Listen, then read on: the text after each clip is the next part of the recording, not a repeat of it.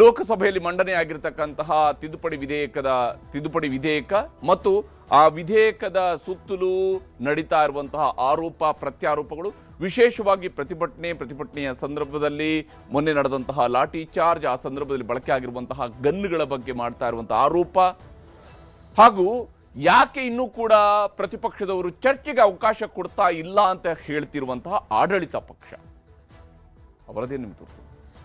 Leave to introduce the public examinations bracket prevention of unfair means amendment bill 2026. It is never happened in the history of India. इस bill को चर्चा के लिए रोकना ये बहुत गलत मैसेज भेज रहा है। चर्चा करें, संवाद करें, अपने मत और विचारों को रखें।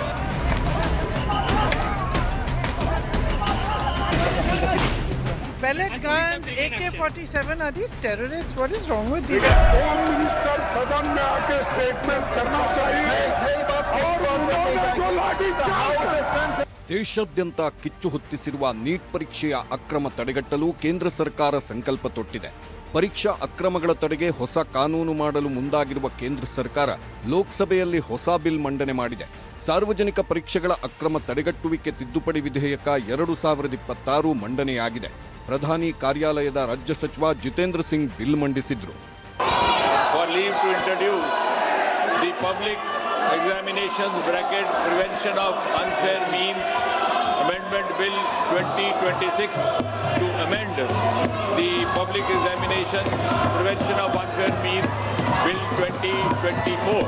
ಬಿಲ್ ಮಂಡನೆ ವೇಳೆಯೂ ವಿದ್ಯಾರ್ಥಿಗಳ ಮೇಲಿನ ಹಲ್ಲೆ ಖಂಡಿಸಿದ ಪ್ರತಿಪಕ್ಷಗಳು ಜೋರು ಗಲಾಟೆ ಮಾಡಿದವು. ಗೃಹ ಸಚಿವ ಅಮಿತ್ ಶಾ ಸದನಕ್ಕೆ ಬರಬೇಕು, ಅಮಿತ್ ಶಾ ಖುದ್ದು ಉತ್ತರ ಕೊಡಬೇಕು, ವಿದ್ಯಾರ್ಥಿಗಳ ಕ್ಷಮೆ ಕೇಳಬೇಕು ಎಂದು ಪಟ್ಟು ಹಿಡಿದರು. ಆದರೆ ಪ್ರತಿಪಕ್ಷಗಳ ಆಗ್ರಹಕ್ಕೆ ಸೊಪ್ಪು ಹಾಕದ ಸ್ಪೀಕರ್ ಓಂ ಬಿರ್ಲಾ ತಿದ್ದುಪಡಿ ವಿಧೇಯಕದ ಮೇಲಿನ ಚರ್ಚೆಗೆ 6 ಗಂಟೆಗಳ ಅವಕಾಶ ಕೊಡುವುದಾಗಿ ಹೇಳಿದ್ರು. ಸಾರ್ವಜನಿಕ ಪರೀಕ್ಷೆಗಳು ವಿಧೇಯಕ 2024 ಬಗ್ಗೆ 6 ಗಂಟೆಗಳ ಕಾಲ ಚರ್ಚೆಗೆ ಅವಕಾಶ ನೀಡಲಾಗಿದೆ. ಅಗತ್ಯ ಬಿದ್ದರೆ ಇನ್ನಷ್ಟು ಕಾಲಾವಕಾಶ ಕೊಡುವ ಬಗ್ಗೆ ಸ್ಪೀಕರ್ ಭರವಸೆ ನೀಡಿದ್ದಾರೆ. ಆದರೂ ಪ್ರತಿಪಕ್ಷಗಳು ಗದ್ದಲ ಮಾಡುತ್ತಿವೆ. नारेबाजी तथ्य लहराने से विधेयक पर विचार नहीं आता। मैं आग्रह करता हूं आपसे कि इस विधेयक पर 6 घंटे और इससे भी अधिक मान्य सदस्य का विचार रखना चाहेंगे तो मैं 6 घंटे से भी बढ़ाकर जो सदन का मत होगा उस मत के अनुसार समय बढ़ा दूंगा ताकि सबके मत आए, सबके विचार आए और देश के विद्यार्थी जो विधेयक आ रहे हैं निश्चित रूप से उसके प्रभावी कदम उठाएं, उसमें मत जाए. ಮತ್ತೊಂದು ಕಡೆ ರಾಜ್ಯಸಭೆಯಲ್ಲಿ ಕೇಂದ್ರ ಗೃಹ ಸಚಿವ ಅಮಿತ್ ಶಾ ವಿರುದ್ಧ ರಾಜ್ಯಸಭೆ ವಿಪಕ್ಷ ನಾಯಕ ಖರ್ಗೆ ಆಕ್ರೋಶ ಹೊರಹಾಕಿದ್ದಾರೆ. ವಿದ್ಯಾರ್ಥಿಗಳ ಮೇಲಿನ ದೌರ್ಜನ್ಯಕ್ಕೆ ಕೇಂದ್ರ ಗೃಹ ಸಚಿವ ಅಮಿತ್ ಶಾ ಅವರೇ ನೇರ ಹೊಣೆ ಎಂದು ಖರ್ಗೆ ನೇರವಾಗಿ ಆರೋಪಿಸಿದ್ರು.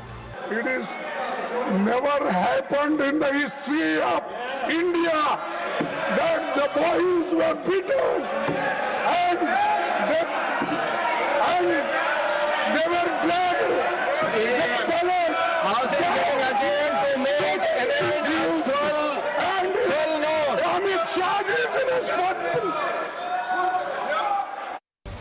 ಮಧ್ಯಾಹ್ನ ಕಲಾಪ ಮುಂದೂಡಿಕೆಯ ನಂತರ ತಿದ್ದುಪಡಿ ವಿಧೇಯಕದ ಬಗ್ಗೆ ಚರ್ಚೆಯನ್ನ ಎಷ್ಟು ಗಂಟೆಗಳ ಕಾಲ ನಡೆಸಬೇಕು ಎಂಬ ಬಗ್ಗೆ ಪ್ರತ್ಯೇಕವಾಗಿ ಚರ್ಚಿಸಿ ತೀರ್ಮಾನ ಮಾಡಿಕೊಂಡು ಬರೋಣ ಎಂಬ ಸ್ಪೀಕರ್ ಸಲಹೆಗೆ ಮನ್ನಣೆ ಸಿಕ್ಕಿಲ್ಲ.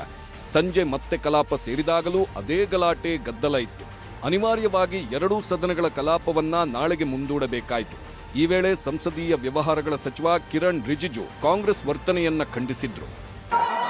इतना महत्वपूर्ण bill public examination prevention of unfair means इतना इम्पोर्टेंट बिल लेके आया है तो कांग्रेस कल भी हमने अपील किया, आज भी सुबह से हमने अपील किया, फिर भी नहीं मान रहे हैं.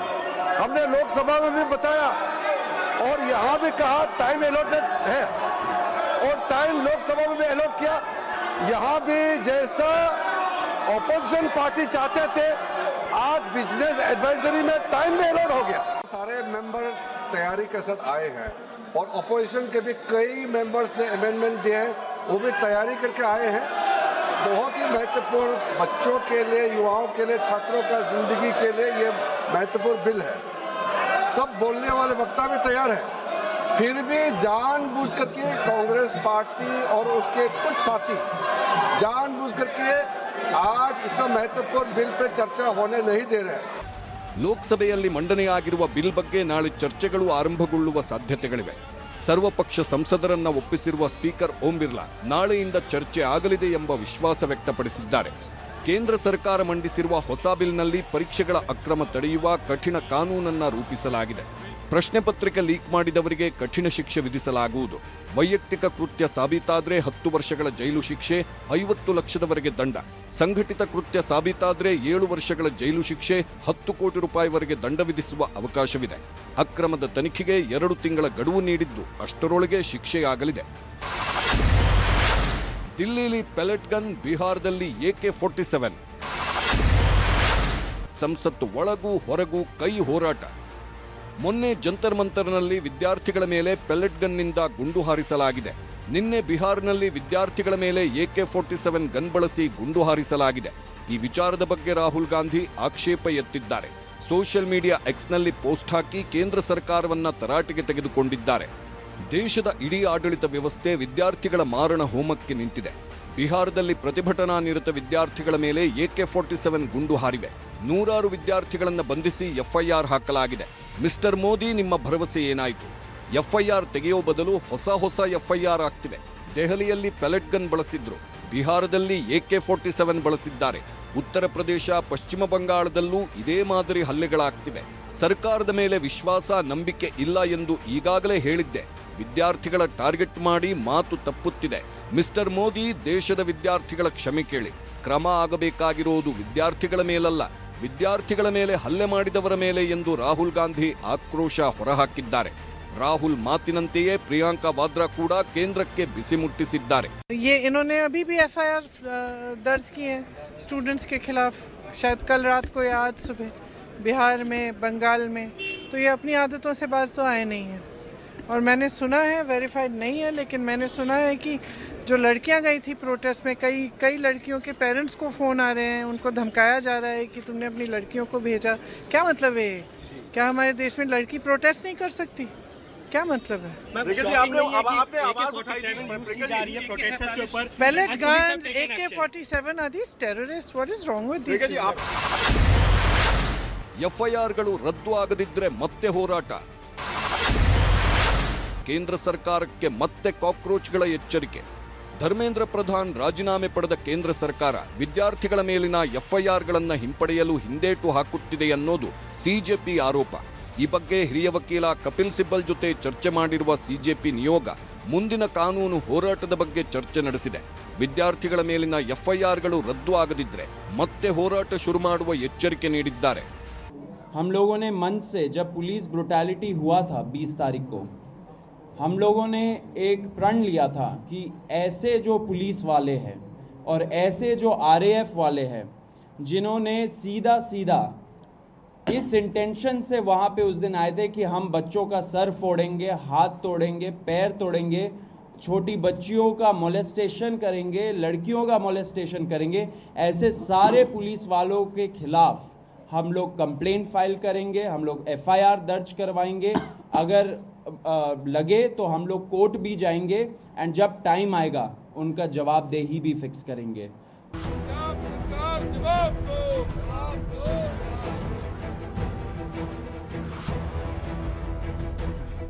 ನೀಟ್ ಅಕ್ರಮದ ಬಗ್ಗೆ ಸಂಸತ್ನ ಹೊರಗೂ ಕಾಂಗ್ರೆಸ್ ಪ್ರತಿಭಟಿಸಿದೆ. ಕೇಂದ್ರ ಗೃಹ ಸಚಿವ ಅಮಿತ್ ಶಾ ಲಾಠಿ ಚಾರ್ಜ್ನ ಹೊಣೆ ಹೊರುವಂತೆ ಆಗ್ರಹಿಸಿದೆ. ಇದೇ ಸಮಯದಲ್ಲೇ JP ನಡ್ಡಾ, ಕಿರಣ್ ರಿಜಿಜು ಜೊತೆ ಅಮಿತ್ ಶಾ ಸಭೆ ಮಾಡಿದ್ದಾರೆ. ಪ್ರತಿಪಕ್ಷಗಳ ಆಗ್ರಹದ ಬಗ್ಗೆ ವರದಿ ಪಡೆದಿದ್ದಾರೆ. ಮತ್ತೊಂದು ಕಡೆ ಸುಪ್ರೀಂ ಕೋರ್ಟ್ನಲ್ಲೂ ವಿಚಾರಣೆ ನಡೆದಿದ್ದು ಲಾಠಿ ಚಾರ್ಜ್ ಬಗ್ಗೆ ಅಸಮಾಧಾನ ವ್ಯಕ್ತಪಡಿಸಿದೆ. ಪ್ರತಿಭಟನೆ ಹತ್ತಿಕ್ಕಲು ಲಾಠಿ ಚಾರ್ಜ್ ಸರಿಯಲ್ಲ ಎಂದು ಪೊಲೀಸರ ಕ್ರಮಕ್ಕೆ ಆಕ್ಷೇಪ ವ್ಯಕ್ತಪಡಿಸಿದೆ. ಬಹಳ ಅಧಿಕಾರದ ಅಹಂಕಾರದಲ್ಲಿ ಮೆರೀತಾ ಇದ್ರು. ಆದರೆ ಈಗ ಅವರಿಗೆ ಪಾಪ ಯುವಜನತೆ ಪ್ರತಿಭಟನೆ ಮಾಡಿ ಪ್ರತಿರೋಧ ತೋರಿಸಿ ಕೊನೆಗೂ ಅವರಿಂದ ರಾಜೀನಾಮೆ ಕೊಡ್ಸಂಗ್ ಮಾಡಿದ ಒಂದು ಜವಾಬ್ದಾರಿತನ ಅವ್ರಿಗೆ ಬರೋ ರೀತಿ ಮಾಡಿದೆ. ಈ ರೀತಿ ನಮ್ಮ ದೇಶದಲ್ಲಿ ಆಗಬಾರ್ದು, ರಾಜ್ಯಗಳಲ್ಲೂ ಆಗಬಾರ್ದು. ಅವರನ್ನ ವಿಶ್ವಾಸಕ್ಕೆ ತಗೊಂಡು ಮುಂದೆ ಹೋಗಬೇಕಾಗ್ತದೆ. ಯಾಕೆಂದರೆ 30 ಜನರು ತೀರ್ಕೊಂಡೋದ್ರು ಮಕ್ಕಳು. ಕಾರಣ ಯಾರು ಅಂತ ಬರುತ್ತೆ. ಆದರೆ ಯಾರ್ಯಾರು ಲಾಠಿ ಚಾರ್ಜು ಮಾಡಿ ಅಮಾಯಕರಿಗೆ ಹೊಡೆತ ತಿಂದಿದ್ದಾರೆ, ಏನೇನು ತೊಂದರೆಗಳಾಗಿದ್ದಾವೆ, ಅದಕ್ಕೆ ಕಾರಣಕರ್ತರು ಯಾರು ಅಂತ ಹೇಳಿದರೆ ಹೋಮ್ ಮಿನಿಸ್ಟರ್ ಆಗಿರ್ತಕ್ಕಂಥ ಅಮಿತ್ ಶಾ ಅವರು ಆಗ್ತಾರೆ. ಈ ಮಧ್ಯೆ ಪಂಜಾಬ್ನಲ್ಲೂ ನೀಟ್ ಪ್ರಶ್ನೆ ಪತ್ರಿಕೆ ಲೀಕ್ ಆಗಿದೆ ಎಂದು ಸಂಸತ್ ಆವರಣದಲ್ಲಿ ಕಾಂಗ್ರೆಸ್ ಸಂಸದರು ಪ್ರತಿಭಟಿಸಿದ್ರು. ಆದರೆ ಆಪ್ ಆಡಳಿತದ ಅವಧಿಯಲ್ಲಿ ಒಂದೇ ಒಂದು ಪೇಪರ್ ಲೀಕ್ ಆಗಿಲ್ಲ ಅಂತಾರೆ ಅರವಿಂದ್ ಕೇಜ್ರಿವಾಲ್. 10 साल हमारी दिल्ली में सरकार रही, एक भी पेपर लीक नहीं हुआ. 5 साल से हमारी पंजाब में सरकार है, एक भी पेपर लीक नहीं हुआ.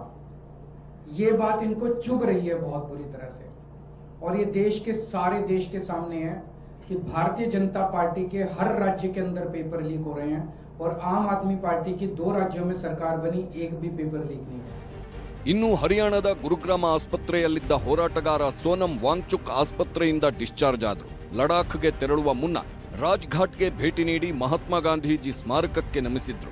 ಬಳಿಕ ಮಾತನಾಡಿದ ವಾಂಗ್ಚುಕ್ ವಿದ್ಯಾರ್ಥಿಗಳ ಮೇಲಿನ ಲಾಠಿ ಪ್ರಹಾರ ಕೃತ್ಯವನ್ನ ಖಂಡಿಸಿದ್ರು. मुझे पूरी उम्मीद है, वरना इस्तीफे का कोई मतलब नहीं है. इस्तीफा एक शुरुआत है, इसके बाद कबूल होने के बाद इसका इलाज हो तो हमारा देश एक बेहतर देश बनेगा, जो कि मेरे ख्याल से शुरू हो रहा है. अभी इस पे चर्चा चल रही है और मुझे उम्मीद है एक बहुत ही सकारात्मक चर्चा के बाद देश के लिए जो भी उपयुक्त हो उसे अपनाया जाएगा और प्यार मोहब्बत से हम एक बेहतरीन प्रणाली को अपना पाएंगे. ಮೊನ್ನೆ ಕೋಲ್ಕತ್ತಾದಲ್ಲಿ ನಡೆದ ಪ್ರತಿಭಟನೆ ವೇಳೆ ಮಾಧ್ಯಮದವರ ಮೇಲೆ ಹಲ್ಲೆ ಮಾಡಿ ನಿಂದಿಸಿದ ವ್ಯಕ್ತಿಯನ್ನ ಪೊಲೀಸರು ಬೀದಿ ಬೀದಿಗಳಲ್ಲಿ ಮೆರವಣಿಗೆ ಮಾಡಿಸಿದ್ರು. ಬರಿಗಾಲಿನಲ್ಲೇ ಮೆರವಣಿಗೆ ನಡೆಸಿ ಕೃತ್ಯದ ಮರುಚಿತ್ರಣ ಮಾಡಿಸಿದ್ರು. ಇದು ಕೂಡ ಭಾರೀ ಚರ್ಚೆ ಹಾಗೂ ವಿವಾದಕ್ಕೆ ಎಡೆ ಮಾಡಿಕೊಟ್ಟಿದೆ.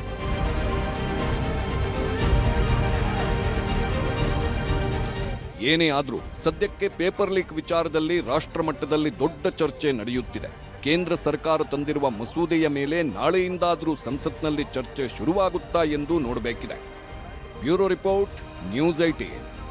ಪ್ರಶ್ನೆ ಇದ್ದೇ ಇದೆ. ಇದರ ನಡುವೆ ಯುವ ಸಂಪುಟಕ್ಕೆ ಅವಕಾಶ ಸಿಗುತ್ತಾ ಅನ್ನುವಂತಹ ಪ್ರಶ್ನೆಯೂ ಕೂಡ ಕಾಡ್ತಾ ಇದೆ. ಸಂಪುಟ ಸಸ್ಪೆನ್ಸ್ ಮುಂದುವರೆದಿದೆ. ದೆಹಲಿಯಲ್ಲಿ ರಾಜ್ಯ ಸಚಿವ ಸಂಪುಟ ವಿಸ್ತರಣೆಯ ಕಸರತ್ತುಗಳು ಮತ್ತೊಂದು ಸುತ್ತು ಆರಂಭ ಆಗುವಂತಹ ಸಾಧ್ಯತೆ ಇದೆ. ಕೆಲ ಹೊತ್ತಿನಲ್ಲೇ KC ವೇಣುಗೋಪಾಲ್ ಅವರ ಮನೆಗೆ ಮುಖ್ಯಮಂತ್ರಿಯವರನ್ನ, ಮಾಜಿ ಮುಖ್ಯಮಂತ್ರಿಯವರನ್ನ ಮತ್ತು KPCC ಅಧ್ಯಕ್ಷರನ್ನ ಆಹ್ವಾನಿಸಲಾಗಿದೆ. ಈ ಮೂವರು ಕೂಡ ಅಲ್ಲಿಗೆ ಹೋಗ್ತಾರೆ. KC ವೇಣುಗೋಪಾಲ್ ಮನೆಯಲ್ಲಿ ಲಿಸ್ಟ್ ಫೈನಲ್ ಬಗ್ಗೆ ಮೊದಲ ಸುತ್ತಿನ ಚರ್ಚೆ ನಡೆಸುವಂತಹ ಸಾಧ್ಯತೆ ಇದ್ದು, ಹೈಕಮಾಂಡ್ ಜೊತೆಗಿನ ಸಭೆ ಯಾವಾಗ ಅನ್ನೋದ್ರ ಬಗ್ಗೆ ಕೂಡ ಅಲ್ಲಿ ಚರ್ಚೆ ಆಗಬಹುದು. KCV ಮನೆಯ ಸಭೆಯ ನಂತರ ಹೈಕಮಾಂಡ್ ಮೀಟಿಂಗ್ಗೆ ಮುಹೂರ್ತ ಫಿಕ್ಸ್ ಆಗುವಂತಹ ಸಾಧ್ಯತೆ ಇದೆ. ನಾಳೆ ರಾಹುಲ್ ಗಾಂಧಿ ಅವರನ್ನ ಭೇಟಿಯಾಗಿ ಲಿಸ್ಟ್ ಫೈನಲ್ ಮಾಡಿಕೊಳ್ಳುವಂಥದ್ದಕ್ಕೆ ಅವರ ಒಂದು ಒಪ್ಪಿಗೆಯನ್ನು ಪಡ್ಕೊಂಡು ನಂತರ ಸಂಪುಟ ವಿಸ್ತರಣೆಗೆ ಒಪ್ಪಿಗೆಯನ್ನು ಪಡೆಯುವಂತಹ ಸಾಧ್ಯತೆ ಇರುವಂಥದ್ದು. ಶುಕ್ರವಾರದವರೆಗೂ ಕೂಡ ರಾಜ್ಯಪಾಲ ಗೆಹ್ಲೋಟ್ ಅವರು ಬೆಂಗಳೂರಿನಲ್ಲಿ ಇರೋದಿಲ್ಲ. ಹೀಗಾಗಿ ಶುಕ್ರವಾರದವರೆಗೂ ಕೂಡ ಸಂಪುಟ ವಿಸ್ತರಣೆ ಆಗುವಂತಹ ಚಾನ್ಸಸ್ ಇಲ್ಲ. ಏನಿದ್ರು ಶನಿವಾರ ಅಥವಾ ಶುಕ್ರವಾರ ಮಧ್ಯಾಹ್ನದ ನಂತರ ಅಥವಾ ಶನಿವಾರ ಸಂಪುಟ ವಿಸ್ತರಣೆಗೆ ಮುಹೂರ್ತ ಫಿಕ್ಸ್ ಆಗುವಂತಹ ಸಾಧ್ಯತೆ ಇದೆ. ಸದ್ಯಕ್ಕೆ ಅದಕ್ಕೆ ಬೇಕಾದಂಥ ತಯಾರಿಗಳನ್ನು ಶಿವಕುಮಾರ್ ಅವರು ಮಾಡ್ತಾ ಇದ್ದಾರೆ. ವಿಶೇಷವಾಗಿ ಈ ಬಾರಿ ಯುವ ಸಂಪುಟಕ್ಕೆ ಆದ್ಯತೆಯನ್ನು ಕೊಡಬೇಕು ಅನ್ನುವಂಥದ್ದು ಶಿವಕುಮಾರ್ ಅವರ ಆದ್ಯತೆಯ ಪಟ್ಟಿಯಲ್ಲೂ ಕೂಡ ಇದ್ದೇ ಇರುವಂಥದ್ದು. ಭವಿಷ್ಯದ ನಾಯಕತ್ವವನ್ನು ಕಟ್ಟೋದಕ್ಕೆ ತಯಾರಿಯನ್ನು ಕಾಂಗ್ರೆಸ್ ಹೈಕಮಾಂಡ್ ಕೂಡ ಆರಂಭಿಸಿದೆ. ಮತ್ತು ಇದರಲ್ಲಿ 1 ರಿಂದ 2 ಬಾರಿ ಗೆದ್ದಿರತಕ್ಕಂತಹ ಶಾಸಕರಲ್ಲಿನೇ ಕನಿಷ್ಠ 3 ರಿಂದ 4 ಶಾಸಕರಿಗೆ ಮಂತ್ರಿಗಿರಿ ಸಿಗುವಂತಹ ಸಾಧ್ಯತೆಗಳು ಗೋಚರಿಸ್ತಾ ಇದ್ದಾವೆ. ಇದುವರೆಗೆ ಮಂತ್ರಿಗಳಾಗದ ಶಾಸಕರಿಗೆ ಹೆಚ್ಚಿನ ಆದ್ಯತೆಯನ್ನು ಕೂಡ ಕೊಡಬಹುದು. ಅಂದರೆ ಇದುವರೆಗೆ 3-4 ಬಾರಿ ಗೆದ್ದು ಬಂದಿರ್ತಾರೆ, ಆದರೆ ಒಮ್ಮೆಯೂ ಕೂಡ ಸಚಿವರಾಗೋದಕ್ಕೆ ಅವಕಾಶ ಸಿಕ್ಕಿರಲ್ಲ. ಅಂಥವ್ರಿಗೆ ಈ ಬಾರಿ ಅವಕಾಶವನ್ನು ಮಾಡಿಕೊಡ್ಬೋದು. ಹಿರಿಯ ಮತ್ತು ಕಿರಿಯರ ಸಮ್ಮಿಶ್ರಣದಲ್ಲಿ ಸಂಪುಟ ವಿಸ್ತರಣೆಯ ಲೆಕ್ಕಾಚಾರ ಸದ್ಯಕ್ಕೆ ಕಾಂಗ್ರೆಸ್ ಹೈಕಮಾಂಡ್ ಮಟ್ಟದಲ್ಲೂ ಕೂಡ ಸಾಗ್ತಾ ಇರುವಂಥದ್ದು. ಮತ್ತು ಈಗ ವಿಸ್ತರಣೆಯ ಸಂದರ್ಭದಲ್ಲಿ ಸಿದ್ದರಾಮಯ್ಯನವರ ಸಂಪುಟದಲ್ಲಿ ಇದ್ದಂಥವರಲ್ಲಿ ಇನ್ನು ಕನಿಷ್ಠ 3 ರಿಂದ 4 ಮಂದಿ ಮಾಜಿ ಸಚಿವರಿಗೆ ಮತ್ತೊಮ್ಮೆ ಅವಕಾಶ ಸಿಗುವಂತಹ ಸಾಧ್ಯತೆ ಗೋಚರಿಸ್ತಾ ಇದೆ. ಆದರೆ ಅಂತಿಮವಾಗಿ ಯಾರು ಈ ಅವಕಾಶವನ್ನು ಪಡ್ಕೊಳ್ತಾರೆ, ಯಾರಿಗೆ ಈ ಅದೃಷ್ಟ ಉಳಿಯುತ್ತೆ ಅನ್ನೋದು ಇನ್ನೂ ಕೂಡ ಕನ್ಫರ್ಮ್ ಆಗಿಲ್ಲ. ಆದರೆ ಯುವಕರಿಗೆ ಹೆಚ್ಚಿನ ಆದ್ಯತೆಯನ್ನು ಕೊಡಬೇಕು ಅನ್ನುವಂಥದ್ದು ಮಾತ್ರ ಕಾಂಗ್ರೆಸ್ನಲ್ಲಿ ದಟ್ಟವಾಗಿ ಚರ್ಚೆ ಆಗ್ತಾ ಇದೆ. ಆದರೆ ಅದು ಚರ್ಚೆಗೆ ಮಾತ್ರ ಸೀಮಿತ ಆಗುತ್ತಾ ಅಥವಾ ಅದು ಕಾರ್ಯರೂಪಕ್ಕೂ ಬರುತ್ತಾ ಅನ್ನೋದನ್ನು ನೋಡಬೇಕಾಗಿದೆ.